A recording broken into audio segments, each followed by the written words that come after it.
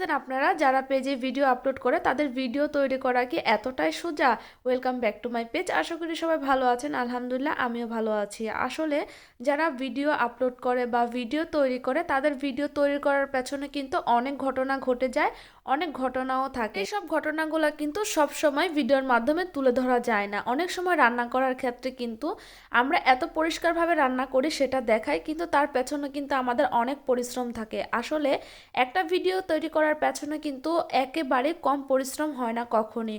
অনেক পরিশ্রম হয় সংসার সামলানো, তারপর এই রান্নাবান্না করা, সেখানে আবার ক্যামেরা ফিট করে ভিডিও করা, আবার সেই ভিডিওকে কেটে সুন্দর সুন্দর করে ক্লিপ তৈরি করে সেখানে অ্যাড করে এডিটিং করা, তারপর একটি সময় মতো সেই ভিডিওটা ফেসবুক পেজে আপলোড দেওয়া। আসলে তাদের জার্নিটা কিন্তু এতই সোজা না।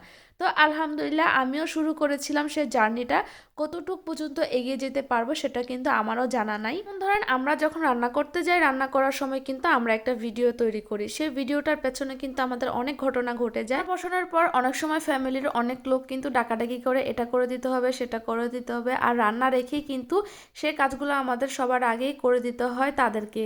ভিডিও করা শেষ করে কিন্তু সেই ভিডিওটা এডিটিং করার জন্য কিন্তু অনেকটা সময়ের প্রয়োজন, আর সেই সময়টাকে খুঁজে বেছে বের করে কিন্তু সেই এডিটিংটা করতে হয়। আর এডিটিংটা করার পর একটা টাইম মেনটেন করে কিন্তু ভিডিওটা আপলোড দিতে হবে। হুটহাট পেজে ভিডিও আপলোড দিয়েই কিন্তু ভাইরাল হওয়া যায় না বা ডেভেলপ হওয়া যায় না, আর ডেভেলপ হওয়ার জন্য কিন্তু খুব ধৈর্যের প্রয়োজন আর অনেক সময়ের প্রয়োজন। আমাদের জীবনে কিন্তু সবকিছু ধীরে ধীরে আসাটাই বেটার আমার মতে, আর যেগুলো তাড়াতাড়ি আসে খুব দ্রুত সেইগুলো অনেক দ্রুতই আবার চলে যায়। যখন নাকি আমরা এই ফেসবুক থেকে একেবারে সাকসেস হতে পারবো তখন জানি না অনুভূতিটা কেমন হবে। আপনাদের সাথে অনেক কথা বললাম, আর কথা বলতে বলতে কিন্তু আমি ভুলেই গিয়েছিলাম আপনাদেরকে বলবো আমি আজকে কি রান্না করতেছি। তো দেখি বুঝে ফেলছেন যে আজকে আমি গরুর মাংস দিয়ে বিরিয়ানি রান্না করব, আর আমার মনে হচ্ছিল যে বিরিয়ানিটা আমি বুনা খিচুড়ি বানিয়ে ফেলছি, এইরকম একটা অবস্থা। হাজব্যান্ড আজকে বলে গিয়েছিল যে বিরিয়ানি খাবে সে, তো হুট করেই বিরিয়ানিটা রান্নার প্ল্যান করে ফেললাম। তো